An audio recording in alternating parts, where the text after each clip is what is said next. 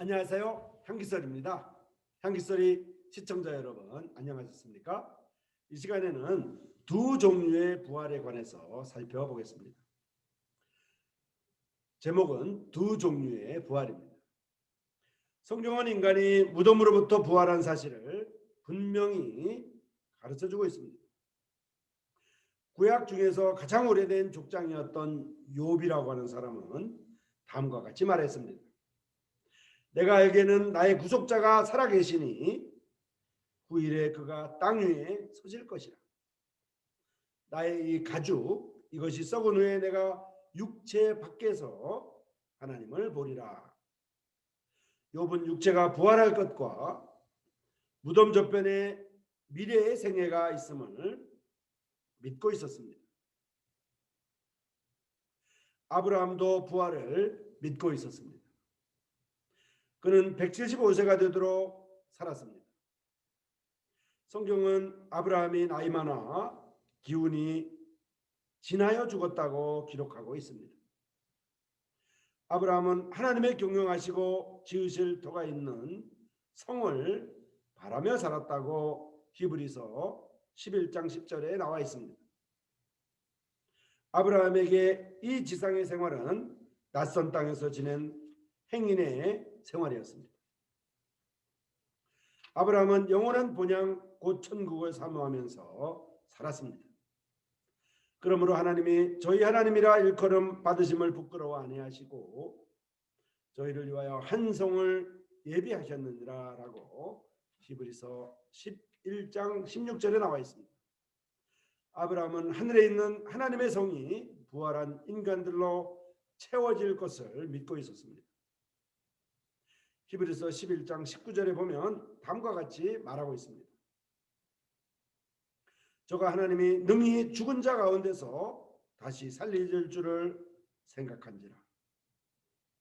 다윗도 죽음 이후에 부활이 있음을 확신하고 있었습니다. 다윗은 시편 16편 9절에서 내 육체도 완전히 고하리니 라고 얘기했습니다.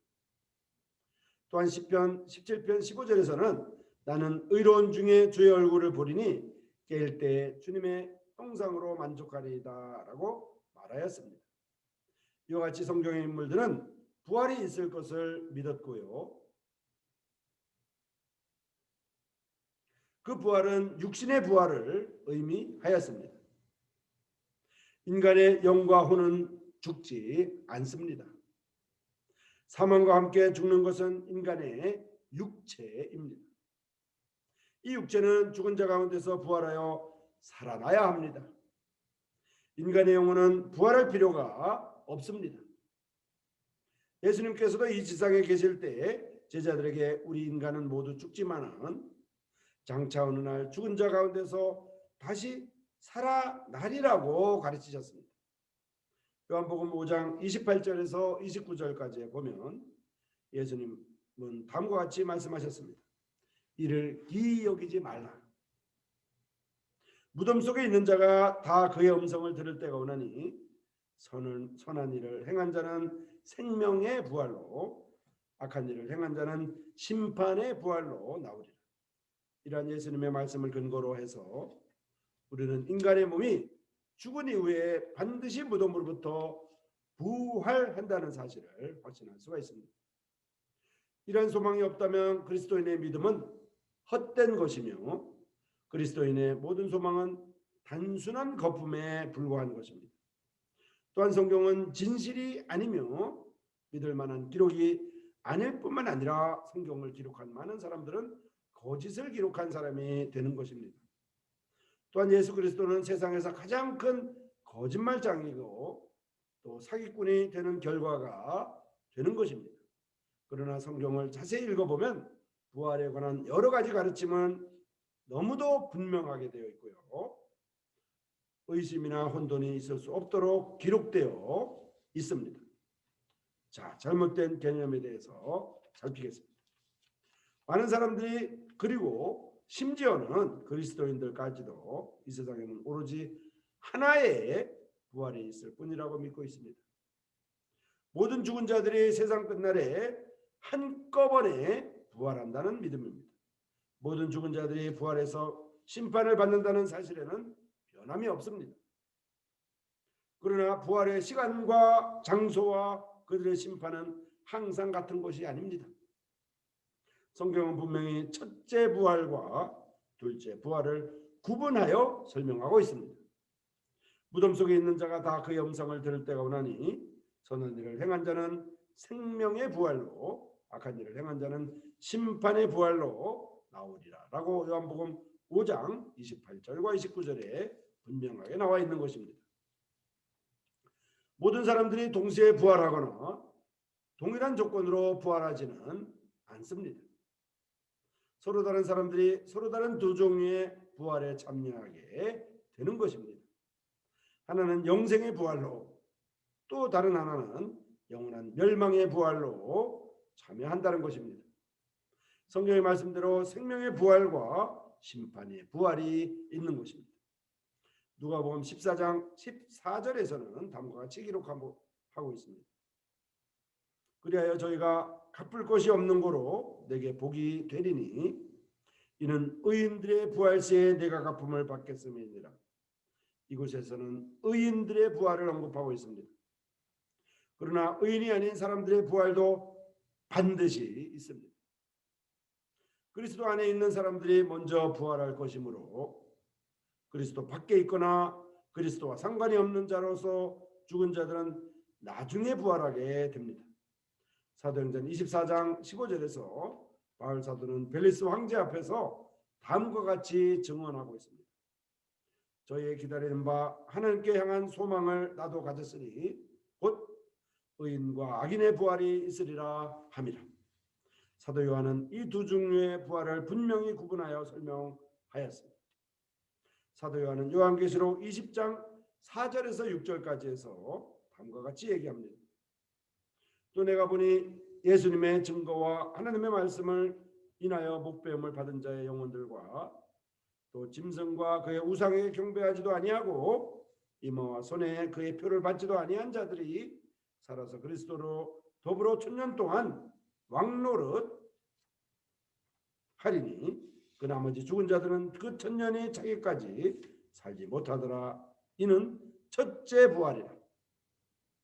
이 첫째 부활에 참여하는 자들은 복이 있고 거룩하도다 라고 말합니다. 그리스도를 믿는 사람들은 예외 없이 사망에서 생명으로 옮긴 바 되었습니다. 요한복음 5장 24절입니다. 그의 생명은 그리스도와 함께 하나님 안에 감추어져 있습니다. 골로새서 3장 3절입니다. 그리스도를 믿는 사람들 안에서 역사하는 부활의 능력은 그리스도 안에서 역사하사 죽은 자들 가운데서 다시 살리시고 하늘에서 자기의 오른편에 앉히신 하나님의 무한한 능력이십니다. 마찬가지로 동일한 하나님의 무한하신 능력으로 믿지 아니하고 죽은 모든 사람들도 그들의 무덤에서 부활하여 하나님의 흰 보좌 심판대 앞에 서게 됩니다. 자, 그러면 첫째 부활에 관해서 살피겠습니다. 주님께서 호령과 천사장의 소리와 하나님의 나팔로 친히 하늘로 쫓아 강림하시리니 그리스도 안에서 죽은 자들이 먼저 일어나고. 데살로니가전서 4장 16절입니다. 그리스도 안에서 죽은 자들이 먼저 일어난다는 표현은 부활에 대한 분명한 가르침을 줍니다. 첫째 부활은 주님께서 공중의 구름 가운데 다시 임하셔서 자기에게 속한 모든 그리스도인들을 하늘로 데려가시는 때입니다. 첫째 부활에 속한 그리스도인들은 세 종류로 나누어집니다. 제1단계는 다음과 같습니다. 이에 성소 휘장이 위로부터 아래까지 찢어져 둘이 되고 땅이 진동하며 바위가 터지고 무덤들이 열리며 자던 성도의 몸이 많이 일어나되 라고 마태복음 27장 51절에서 52절까지 나와 있습니다. 이것은 예수 그리스도께서 십자가에 못 박혔을 때의 장면입니다. 제 두 번째 단계는 첫째 부활의 두 번째 단계는 조금 전에 인용한 데살로니가전서 4장 16절에서 나타나는 성도의 부활입니다. 이것은 예수 그리스도께서 공중에 나타났을 때 그에게 속한 모든 그리스도인들이 휴거하는 그러한 부활을 의미합니다. 제3단계는 다음과 같습니다. 첫째 부활의 세 번째 단계인 이 부활은 7년 환란 후에 지상에 일어나는 부활입니다. 이것은 7년 환란 동안에 14만 4천 명의 유대인의 전도로 말미암아 하나님의 복음을 믿고 구원받은 사람들의 부활입니다. 이들의 부활은 예수 그리스도께서 이 지구상에 직접 재림하셔서 1000년 동안 왕국을 통치하시기 직전에 일어나는 부활입니다. 자, 그러면 첫 열매인 그리스도의 부활에 대해서 살피겠습니다. 이스라엘 백성 중에는 1년에 반드시 한번 지내야 되는 그러한 절기가 몇이 있습니다. 이러한 절기 중에 두 번째 절기가 바로 초실절, First Fruit라고 하는 것인데요. 이 절기는 추수를 하기 전에 하나님께 감사하는 그러한 혼신의 절기입니다. 추수는 새 국면이지만은 전체가 하나의 추수로 생각이 될 수가 있습니다. 다만 서로 다른 종류의 추수를 할 따름입니다. 맨 먼저 장차 올 큰 수확의 증거인 처음 익은 열매의 추수가 있습니다. 이 처음 익은 열매의 추수는 예수 그리스도의 부활을 잘 상징해주고 있습니다. 예수 그리스도께서 무덤에서 살아나신 것은 그를 믿은 모든 그리스도인들이 장차 예수 그리스도께서 다시 오실 때 더 큰 부활로 나타나게 될 것을 보증해주는 처음 익은 열매입니다. 이런 내용을 고린도전서 15장 22절에서는 다음과 같이 얘기하고 있습니다. 그러나 이제 그리스도께서 죽은 자 가운데서 다시 살아 잠자는 자들의 첫 열매가 되셨도다. 처음 익은 열매가 장차 여호와께 드리실 많은 수확에 대한 약속이 되듯이 예수 그리스도의 부활은 예수 그리스도에 속해 있는 모든 자들이 장차 하나님 앞에 부활의 몸으로 나타날 것을 약속으로 보여주는 것입니다. 첫 열매가 있은 후에는 반드시 좀 더 많은 본수확이 있기 마련입니다. 마찬가지로 고린도전서 15장 23절에서 바울 사도는 다음과 같이 얘기했습니다. 그러나 각각 자기 차례대로 되리니 먼저는 첫 열매인 그리스도요, 다음에는 그리스도 강림하실 때 그에게 붙은 자요, 부활하신 우리 주님은 지금 하늘에 계십니다.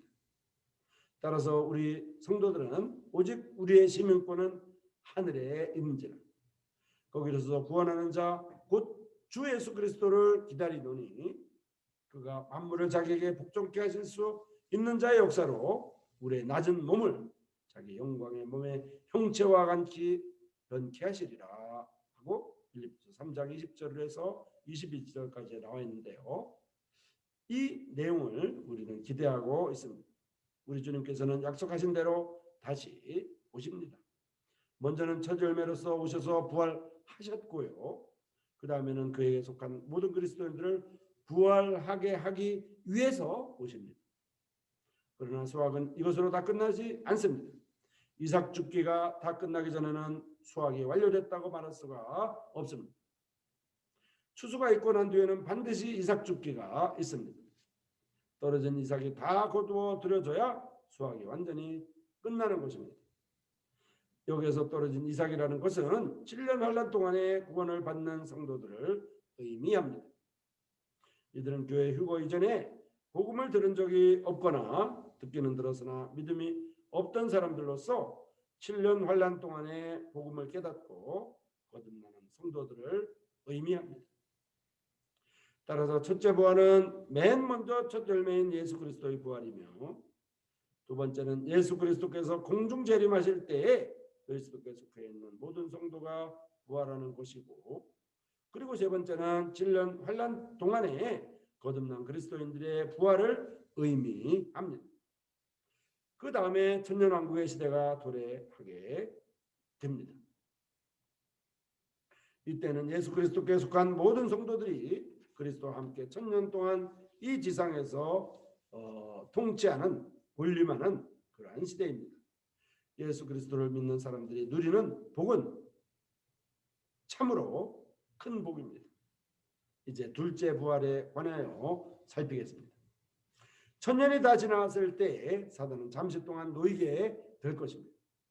그리고 천년 왕국이 시작되기 전 곧 그가 무저갱에 던져졌을 때 행했던 그러한 포악한 반역의 행동을 재개하게 될 것입니다. 그 하나님께서는 사단을 영원히 진멸해 버리게 됩니다. 요한계시록 20장 10절에 다음과 같은 말씀이 있습니다.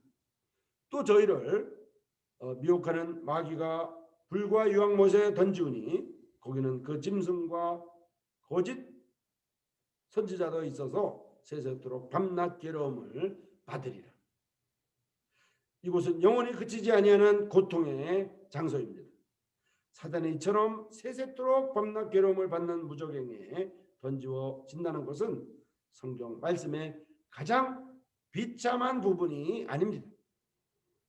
더욱 불쌍한 것은 예수 그리스도를 믿지 아니하고 죽어간 모든 사람들에게 적용되는 마지막 심판이 기다리고 있다는 것입니다. 성경에는 큰 흰 보좌의 심판이라는 것이 있습니다. 이것은 전무후무한 가장 큰 하나님의 법정입니다. 여기에서 재판관은 우리 주 예수 그리스도 자신이십니다. 요한복음 5장 22절에서 말씀하셨듯이 아버지께서는 아무도 심판하지 아니하시고 심판을 다 아들에게 맡기셨기 때문입니다. 이때 그리스도를 믿지 아니하고 죽은 모든 사람들의 부활이 있게 됩니다. 에베소서 2장 1절에 말하고 있는 허물과 죄로 죽었던 모든 사람들이 부활하여 심판을 받게 됩니다. 영적으로 죽은 자들입니다. 영생을 소유하지 아니한 사람들입니다. 육체적으로 부활을 하여 실제로 하나님 면전에 서게 됩니다. 하나님의 존전에서 최후의 심판을 받으며 심판 후에는 영원한 불못 곧 지옥에 던지워지게 됩니다. 많은 불신자들이 이와 같은 육체의 부활을 믿지 아니하고 조롱합니다. 죽은 지 1000년이 된 무덤 속에서 어떻게 하여 죽은 자의 육체가 다시 부활할 수 있느냐고 반문합니다. 예수 그리스도의 부활은 인간 육체의 부활을 확인시켜주는 증거이며 또한 장차 심판에 대한 근거가 됩니다. 바울 사도가 아테네 사람들에게 강론할 때 다음과 같이 말함으로써 모든 사람이 회개해야 한다고 이야기했습니다. 이는 종하신 사람으로 하여금 천하를 공의로 심판할 날을 작정하시고 이에 저를 죽은 자 가운데서 다시 살리신 것으로 모든 사람에게 믿을 만한 증거를 주셨음이니라 하니라. 사도행전 17장 31절이죠. 심판자와 심판날이 이미 결정되어 있기 때문에 하나님의 뜻이 성취되기 위해서는 죽음 이후에 반드시 죽은 자의 부활이 있어야만 합니다. 하나님께서 피고들을 하나하나 신문할 때 이 피고들은 죽은 사람들이 아닙니다. 부활의 몸으로 심판을 받습니다. 엄숙한 순간에도 의식을 가지고 있습니다. 그리스도께서는 사람들에게 이처럼 장차 어느 날 최후의 심판이 있음을 확인해 주기 위하여 부활의 법칙의 한 증거로서 먼저 죽은 자 가운데서 살아나셨습니다. 그리스도께서 지금 살아계심은 장차 어느 날 최후의 심판날에 있음을 입증해 주는 훌륭한 근거가 됩니다. 성경에서 언급하고 있는 최후의 심판이라는 것은 흰 보좌 심판으로 그리스도를 믿지 아니하고 죽어간 모든 사람들의 심판을 의미합니다. 흰 보좌 심판대 앞에서 심판을 받은 후에 부활의 몸으로 영원히 불못 곧 지옥에 던지워지게 됩니다. 이때 심판은 구원을 받았는가 받지 않았는가 하는 것을 심판하는 것이 아닙니다. 왜냐하면 이미 구원받지 못한 영혼이 이루어진 자들이기 때문입니다. 요한복음 3장 18절에 언급된 대로 저를 믿지 아니하는 자는 하나님의 독생자 이름을 믿지 아니하므로 벌써 심판을 받은 것이니라 라고 말합니다. 그리스도인들은 이곳에 함께 있게 되었으나 다만 증인으로 있게 될 것입니다. 죄의 심판에 나타난 피고들은 둘째 부활에 속한 사람들입니다. 육체가 무덤에서 부활하여 살아서 나타나게 되며 영혼은 음부에 있다가 부활과 함께 육체 가운데 들어가게 되는 것입니다. 큰 자나 작은 자나 예외 없이 거듭나지 아니한 모든 사람은 하나님 앞에 서게 됩니다. 계시록 20장 12절에 나와 있습니다. 인간의 법정에서는 때에 따라서 피고가 나타나지 않을 수도 있습니다. 또한 증인이나 배심원 또는 재판관에게까지도 뇌물 공세를 할 수도 있습니다. 그리고 죄가 있는 사람이 재판을 면하거나 무죄로 풀려날 수도 있습니다. 때에 따라서는 거짓 증인으로 말미암아 죄가 있는 사람이 심판을 받지 아니하고 자유의 몸으로 법정에서 나올 수도 있습니다. 그러나 하나님의 최후의 심판 날에는 책들이 펴 있고 또한 생명책이 거기 있게 됩니다. 그래야 물론대수하고 자기의 행위를 따라 책들에 기록된 대로 심판을 받게 되는 것입니다. 계시록 20장 12절에 나와 있습니다. 물론 수억의 사람들이 살다가 죽어갔습니다. 또한 그들에 관해서 어느 누구도 아무것도 기억하지 못합니다. 그러나 그들의 생각과 그들의 모든 행동은 영원히 지울 수 없는 하나님의 기록에 예외 없이 기록되게 됩니다. 하나님의 손이 모든 인간의 행적을 하나도 빠짐없이 기록하십니다. 그리고 그 기록에 의해서 모든 악한 일은 하나씩 심판을 받습니다. 이 세상에서 예수 그리스도를 배척했다면 이 장소에서 심판을 받습니다. 지금 이 세상에 있을 때 천국의 초청을 배척했다면 그때는 지옥을 대가로 받게 됩니다. 자, 이제 육체의 부활에 대해서 살피겠습니다. 이 세상에는 많은 인류가 살고 있지만은 소수의 무리만이 하나님의 아들 예수 그리스도를 믿고 있습니다. 이 세상에 살다가 죽어간 모든 믿지 아니하는 사람들은 시간과 장소를 초월한 하나님의 심판대 앞에 나와서 친히 무릎을 꿇고 이전에는 그 입으로 시인하기를 거절했던 그리스도를 자기 입으로 시인할 수밖에 없게 됩니다. 그렇습니다. 문자 그대로 그리스도를 배척한 모든 사람들이 무릎을 꿇고 겸손한 자세로 그 전에 지상에서 배척하고 냉소했던 그 예수 그리스도에게 절하고 입으로 시인하게 될 것입니다. 하나님께서는 악한 자가 멸망하는 것을 원하지 않으십니다. 하나님의 뜻은 오늘날에도 그들이 멸망하지 아니하고 구원받는 것을 원하십니다. 그러나 그날 하나님의 생명책에 기록되지 아니한 사람은 누구나 예외 없이 불못에 던지워집니다. 그곳은 영원히 꺼지지 않는 불못으로 불과 이왕이 영원히 타는 곳입니다. 이곳에 던지워지는 것을 가리켜 성경에서는 둘째 사망이라고 부르고 있습니다. 계시록 20장 15절과 21장 8절에 그렇게 둘째 사망이라고 기록합니다. 오늘 죄 가운데서 죽게 된다면 죄의 심판은 분명합니다.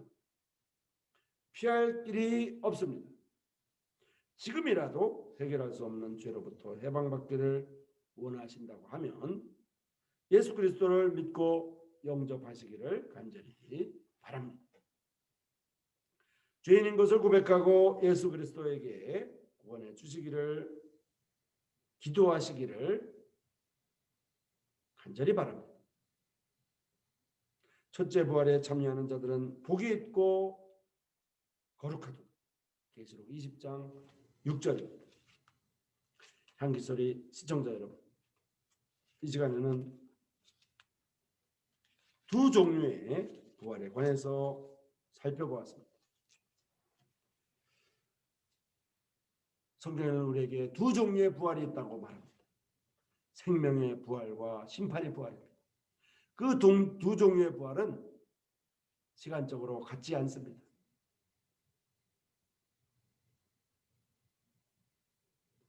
향기소리 시청자 여러분, 이 말씀을, 이 내용을 지식으로만 받지 아니하시고 농담으로 여기지 아니하시기를 바랍니다. 성경은 우리에게 분명히 말하고 있습니다. 생명의 부활이 있고 심판의 부활이 있다는 것입니다. 향기소리 시청자 여러분, 평안하시고 다음 이 시간까지 안녕히 계십시오. 고맙습니다. 감사합니다.